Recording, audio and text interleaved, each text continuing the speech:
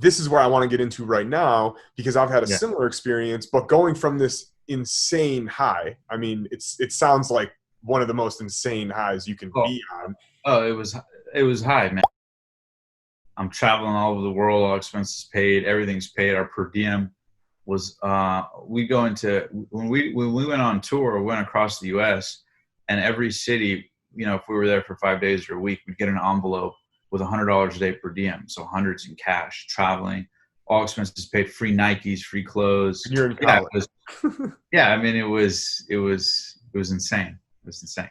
Yeah, I know that there's people who have gone through that situation where they've had a business that they felt, a high and it failed, and then they went to a low or to a I don't know what to do. And I know that's happened so many times with so many people with businesses, or even just graduating from college and not knowing what to do, or all those things. So I'm curious about, after the sales jobs and those things, did you always know you wanted to start a podcast? How did you come up with that idea? And, what was that like? Yeah, great question. So, to be honest, I was at rock bottom, and the reason being is because here I was.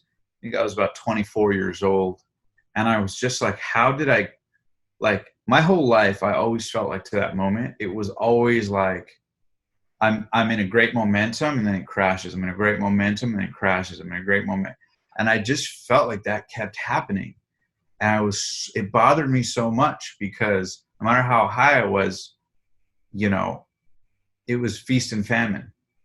you know, I'd have a bunch of good things going and then be totally broke and like figuring stuff out. I'd have money and then be broke, have money, be broke. And it was like it was just a never ending thing.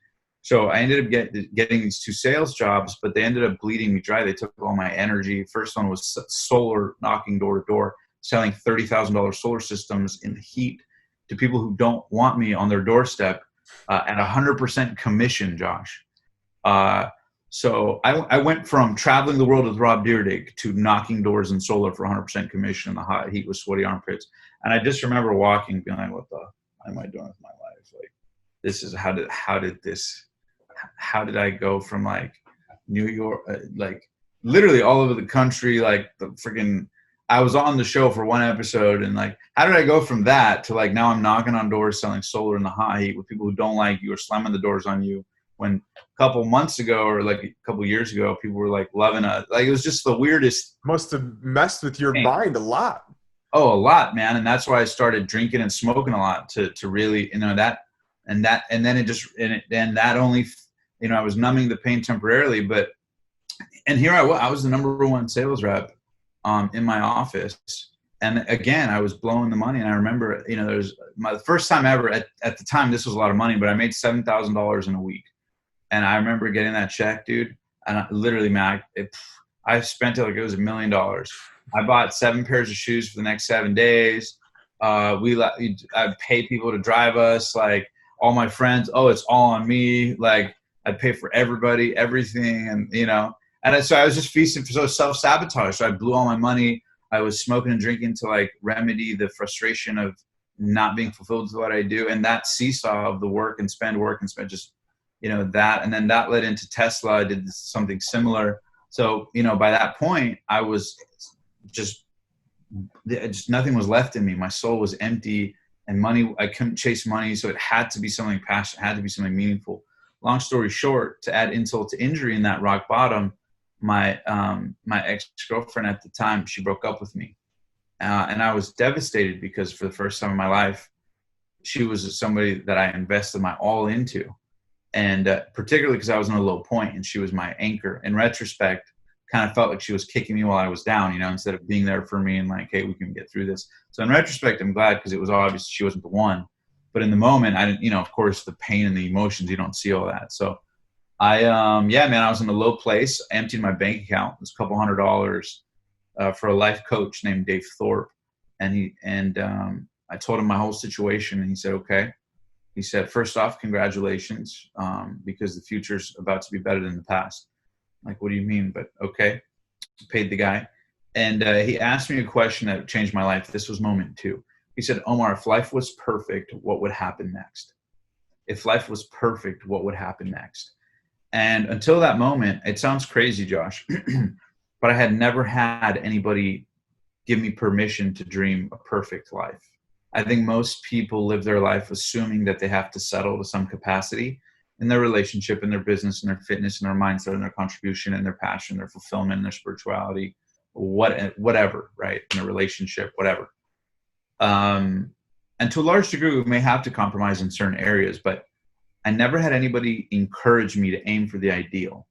And so he said, if life was perfect, what would happen? And I just wrote down this list. I didn't have the foresight to, like you asked me about a podcast. I didn't have the foresight to know it was going to be a podcast or YouTube. I just said, if life were perfect, I would inspire millions of people. I would make millions of dollars, and I would surround myself with a team of inspired people while getting to ask questions and have great conversations with some of the most inspiring human beings on the planet. And I would find a way to get paid for that and impact people for that. I said, okay.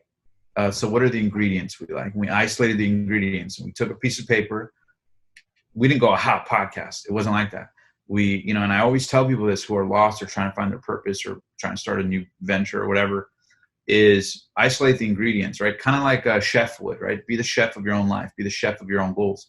Lay out all the ingredients. And then when you're looking at the ingredients, you can decide on what entree you want to make. I think too many people say, well, what do I want to do with my life? What's my passion? The parallels, what's the entree I should make? What's the entree I should make?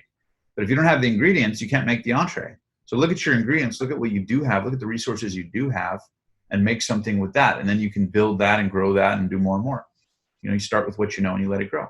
So I wrote down, I said, okay, this is why I love coaching. I said, okay. So I wrote down, I love to communicate. I love to listen. I love inspiring stories. I love meeting wealthy people. I want to become wealthy. I like rags to riches stories. I'd like to maybe get a show one day, be like Oprah. I love Howard Stern. I love skateboarding. So I'm just throwing all these stuff. And then he's like, okay, we set a timer. We look at the ingredients. And then he's like, okay, circle. Let's see what we can circle and put together. So we start putting stuff together. Lo and behold, one thing leads to another. And he's like, well, what if you interview people on YouTube instead of waiting to get a radio deal? Couldn't you do that yourself? And I was like, well, yeah, I guess I could. I guess I don't have to wait for a radio contract, right? He was like, well, why don't you put it on YouTube? And I was like, oh, yeah, I could put it on YouTube. But then I was like, well, how am I going to get people? And he was like, how does anybody get people? And I was like, you ask them. He's like, okay. So I'm like, so I just ask him. He's like, what other option do you have? And I was like, but I don't know what to say or whatever. He goes, we'll try. And and he was just giving me permission for the next steps. And I love Dave. He's still my coach to this day. I have many coaches, but he's one of them. It kept going and going and going, and we put it together. And I wrote down a list of names. And today, that vision for the show evolved from a YouTube to a podcast to the whole thing. But that was the seed of it. And we got one interview, and it grew and grew and grew. And literally, the names I wrote down and the vision I wrote down popped off the page and into reality somehow. That is unbelievable. And again, I want to go over something that you said just now, which was going to be one of the questions I asked you, and you kind of already answered it. You said you were feeling lost and you didn't know what you were going to do. And I know there's so many people who feel like that. So just to recap what you did, you wrote down what your ideal life would be like. You looked at the ingredients that you already had that you can build off of to that ideal life and just started there. And is that just basically giving people a tactical way of doing things? Is that what you would recommend somebody do who has no clue what to do with their life right now? Yeah, if somebody has no clue, or a lot of people, they have clues and don't know how to put those clues together. Yeah, I would say isolate the ingredients, put them on an objective piece of paper. As one of my mentors, Sharon, talks about, there's no room for fear on paper. There's no room for fear on paper. So sometimes when you're in your head debating what to do in your life or in your business or your relationship, in your head, you're tainted by the emotions, the experiences, the mood, the energy, your physiology in the moment of thinking about it. That may not really have an accurate basis in long-term reality. It may just be your mood at the moment of things. Whereas if you write them down on paper, you can see them objectively from a neutral place, and you're more, you just literally can see it.